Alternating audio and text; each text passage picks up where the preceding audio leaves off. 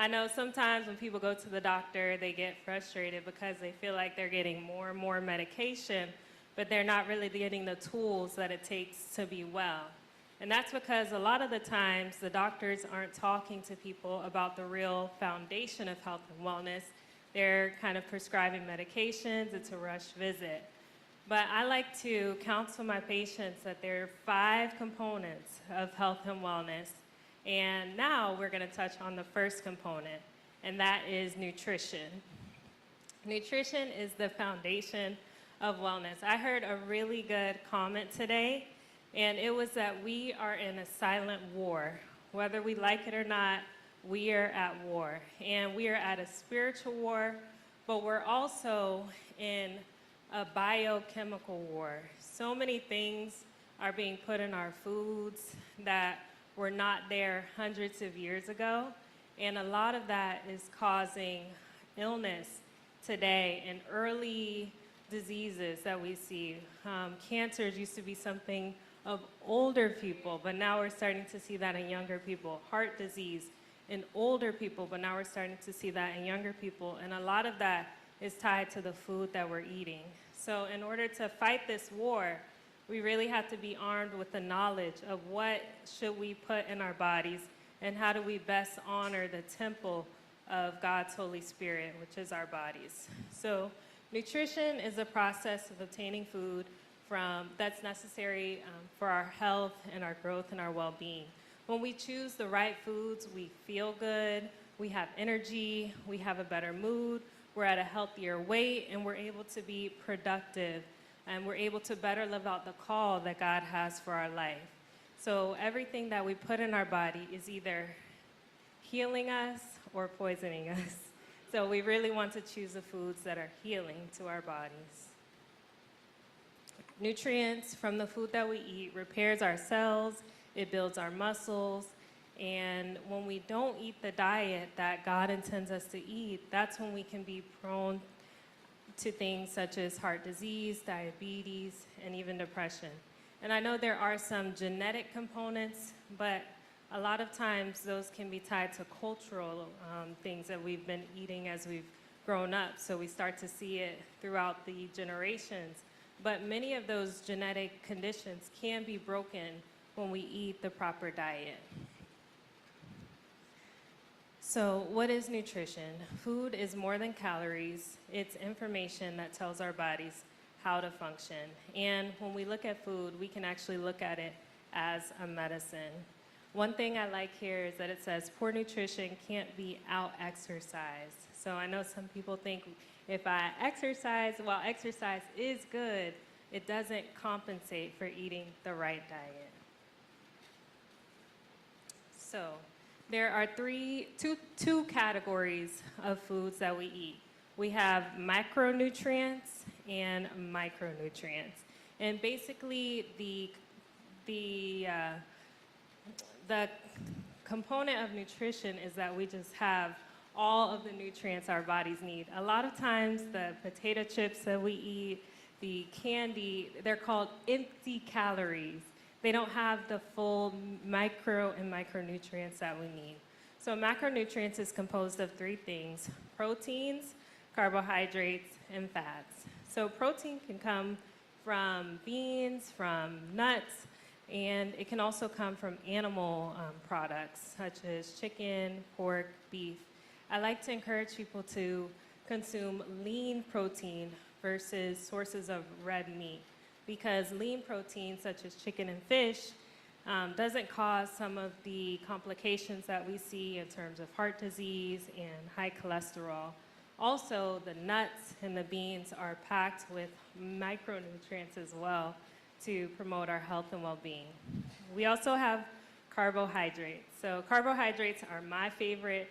That's bread, that's rice, and while they are very delicious, potatoes, they convert to sugar in our bodies. So when we have an abundance of sugar in our bodies, that can make us prone to conditions such as diabetes. So we like to say, eat your carbs, but try to limit. Like a cup is a serving size, try not to have more than a cup per meal of carbohydrates. And try to limit some of those really complex carbohydrates, such as like chips or the really unhealthy forms of carbohydrates. Now for fats. Fats are important, but we have two different kinds. We have the unsaturated and the saturated fat.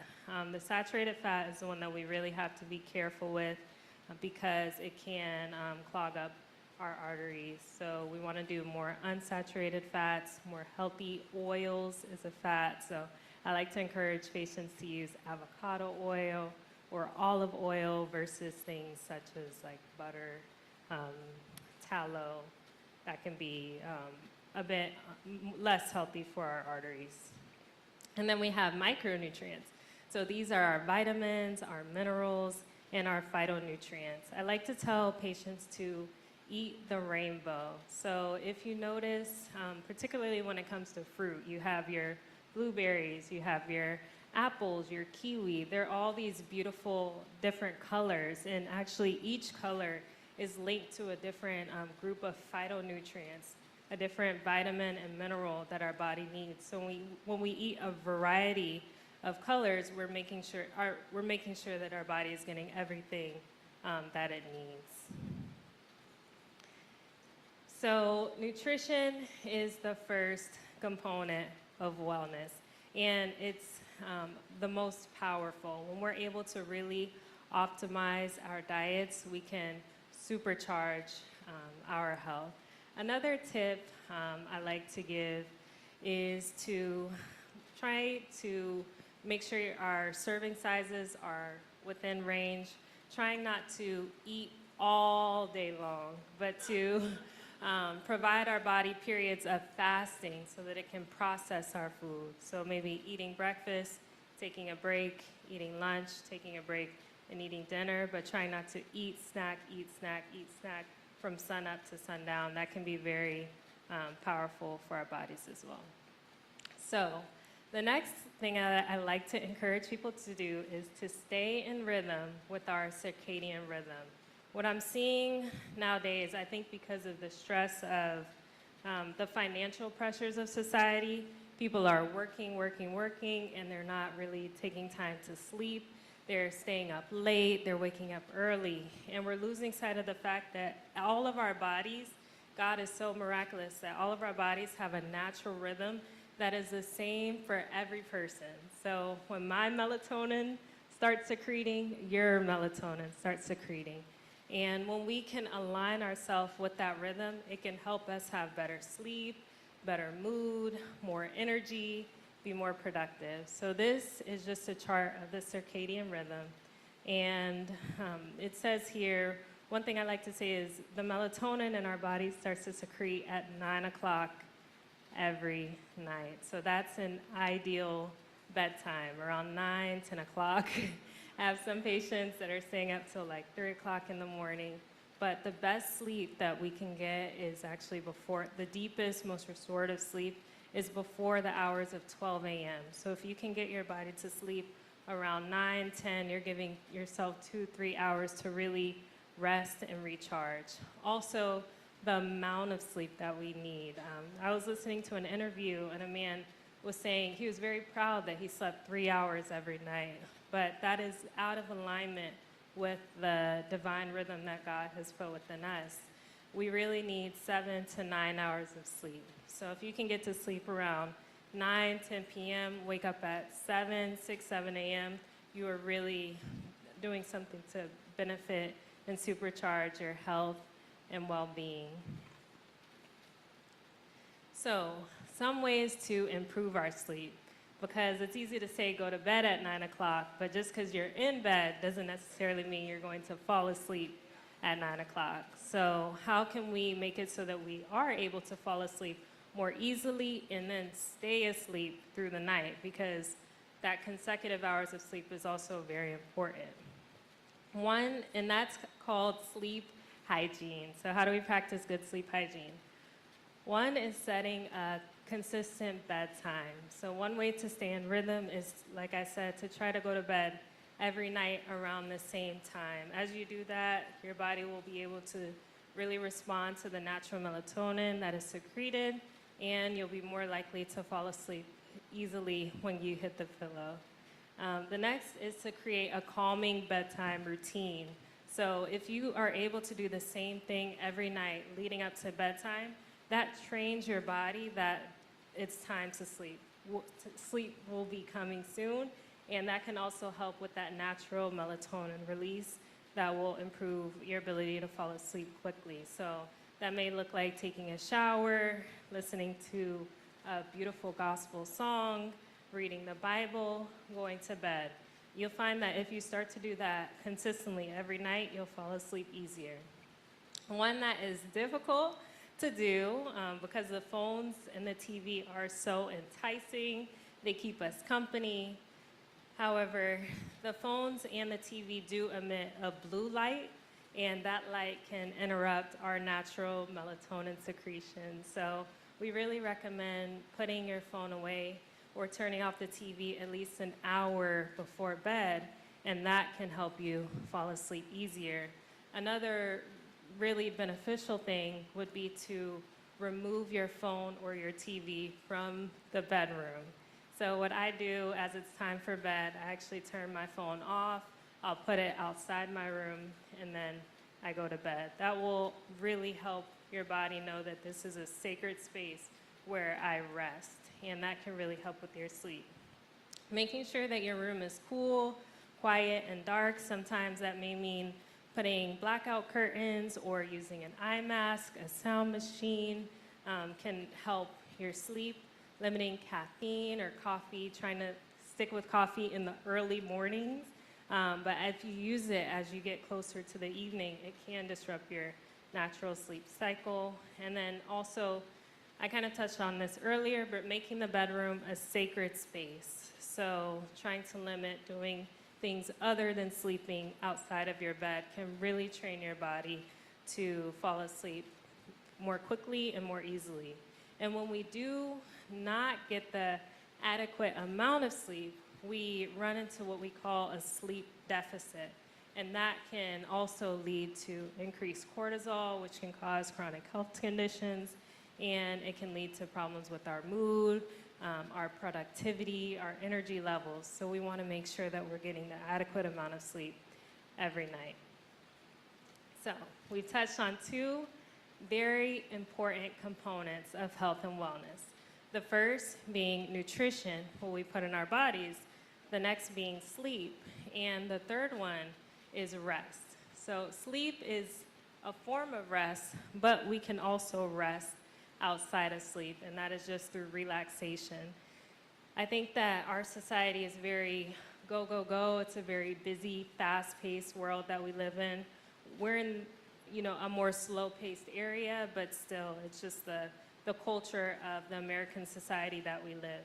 So our body has two different nervous system components. We have the sympathetic nervous system, which is our fight or flight. This is the very important component because it saves us. It's what gives us the get up and go. It helps us have the drive. And we also have the parasympathetic, which is the rest and digest, and that is the more relaxing part of our nervous system. So these two nervous systems are at play all the time. You're either in sympathetic or parasympathetic, and it affects our heart rate, our blood vessels. So when we're nervous, our blood vessels constrict, our muscles tense, our digestion slows, and when we rest and digest, we have the opposite of that. So before the chaos of this society that we live in now, hundreds of years ago, studies say almost 80% of our time was in the parasympathetic rest and digest state. Now, almost 80% of our time, many times, is in the sympathetic component, the sympathetic state, and that really increases our risk for heart disease, for diabetes, because when we're in that sympathetic state, cortisol is pumping, and that is the hormone that can increase our risk for these conditions. So, knowing that, we have to really be intentional about our rest. There was actually a study that was conducted, and they looked at the amount of hours that They found the most physiological and psychological benefit. How many hours were the happiest, healthiest people resting per day? Can anyone take a guess at how many hours you think that was? 2 hours? Someone said 7 hours. So it was 4 to 6 hours every day of rest. Can you raise your hand? Does anyone feel that that's how much rest they're getting every day? Good. And who doesn't feel like that's the amount of rest they're getting every day? Yeah, so I know for myself, it's very hard for me to get 4 hours of rest and relaxation on most days. And so we have to really, really be intentional. If we can't get it during the work week, getting it during those weeks off. So when we ask what is rest, what is relaxation? So that can be anything such as watching TV, reading a book, spending time with your loved ones, going to the beach, sitting on the porch. So anything that really relaxes you, that slows you down, can be considered rest. And it's very beneficial. One of the highest forms of rest is actually spending time in nature. Studies show that spending time in nature is really beneficial for our mood, for our blood pressure, and for our emotions. So I like to encourage my patients to spend at least 30 minutes per day in nature. And that could mean sitting in your backyard, sitting on your patio, sitting on your porch, just getting outside of these four walls that we spend so much time in during the day. The sunlight that we get, so there's a vitamin D, that we really don't get too much from food. We get most of our vitamin D from sunlight. And as melanated people, it's even harder for us to get that vitamin D from sunlight. So having intentional time spent in the sun every day is very important for our vitamin D production. And then also grounding, which is basically actually touching the earth. So sitting outside in a chair, taking your shoes off, putting your feet on the earth is a powerful, powerful medicine. So I like to encourage people to incorporate nature into your rest time, ideally every day. So that is the third component of wellness. So we talked about nutrition, we talked about sleep, we talked about rest, and the fourth one is hydration. So if you go to the supermarket, you'll know there are thousands of options of things that you can hydrate yourself with. But as the Bible says, everything is permissible, not everything is beneficial. So you can drink all of those things, but not all of them are necessarily beneficial to our body. The most beneficial thing that we can drink is water. Yes. Our bodies are 70% water, and we really need water to replenish our cells. We live in Florida. It's very warm. We can dehydrate very easily. So replacing the water that we lose with water only makes sense. So how much water should we drink? I like to say at least 1.5 to 2 liters of water a day, and that would be like 3 to 4 bottles of water a day. When we don't sleep enough, we get a sleep deficit. When we don't rest enough, we get a rest deficit. And when we don't hydrate enough, we become dehydrated. And that can be very dangerous. That can be hard on our kidneys. That can affect our mood. So it's very important to remember to drink at least 1.5 to 2 liters of some type of liquid a day, preferably water. But second to water, I would say, is 100% fruit or vegetable juice. That's things like juicy juice, orange juice, tangerine juice. Trying to stay away from more artificial juices such as like Kool-Aid, Capri Sun. Although those taste good, they're usually just like water, some type of food coloring, and sugar. But they lack the first thing that I talked about, which is nutrients. But when you drink 100% juice, you're not only hydrating yourself, but you're also getting nutrients. Coffee is also good. We just have to be careful with coffee because what I find is a lot of Coffee itself is not bad, but what people put in the coffee can be unhealthy. So I find a lot of people are adding sugar, adding Splenda, adding cream to coffee. And if you're waking up in the morning and the first thing you're putting in your body is sugar and cream, consistently, that can lead to damages down the road. And it can increase your risk for things such as like diabetes down the road. So consuming coffee, but really trying to ideally not put sugar, and if you do, maybe a healthier sugar substitute such as like honey, agave, and a very small amount of that. And then tea as well. Tea is many health benefits to tea. So hydration is important, but if you do hydrate, try to hydrate with these 4 things ideally. And the last component to health and wellness that I've identified is exercise. So I like to say that we have a heart, and the heart is very good because it pumps blood throughout our bodies and it oxygenates our cells. But we also have a lymphatic system, and the lymphatic system is what cleans our bodies. The blood takes the nutrients to the cell, and the lymphatic system takes the toxins away from the cell. And so just as the heart pumps the blood, it's actually the skeletal system that moves the lymphatics throughout our bodies. And the skeletal system it comes through movement. So we need to move in order to cleanse our bodies just from the overall waste that comes from, eating and moving throughout the day. So that's one reason it's important to move, but there's so many benefits of exercise, which I'll touch on in the next slide. And when I say movement or exercise, we have different forms of intensity. So you don't have to go out and go to CrossFit in order to have a benefit, but even just walking up and down the aisles of a church, walking around your neighborhood, around your home, around your backyard, movement adds up. I know a lot of us work from home nowadays, or we're watching TV. We're doing things that can be sedentary. So sometimes we don't realize how much we're sitting, but if we can be mindful of just getting up, taking breaks and moving, stretching, dancing, this can be really beneficial for our health. And how much movement do we need? So we like to recommend 150 minutes per week. So if you can move 30 minutes a day, 5 days per week of walking, you will reduce your risk of heart disease, diabetes, you'll lower your cholesterol levels. Movement in itself is a medicine, and it can really help you to decrease medications that you may be taking or avoid those medications altogether.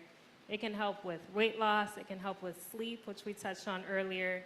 As I said, it helps to move our lymphatic system, detox the body. Movement, especially as women, is important.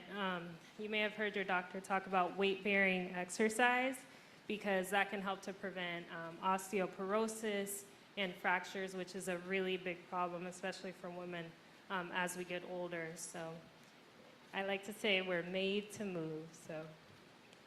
And ways that we can increase our physical activity, starting small, like I said, just 10 minutes a day. I have one patient, she walks 5 minutes, she takes a break, she walks another 5 minutes, and she's done.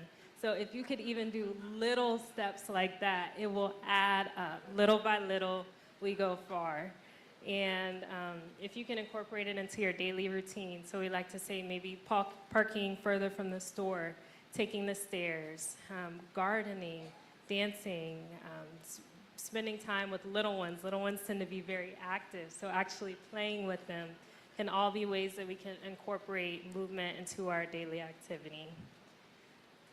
So we touched on 5 components of wellness that you may or may not have talked about with your doctor as you've gone there, but these are really powerful tools that can help us to stay healthy, to have longer, healthier, happier lives. And that is sleep. So setting a bedtime, trying to sleep at least 7 to 9 hours per night, resting, trying to get at least 4 to 6 hours per day of rest if possible.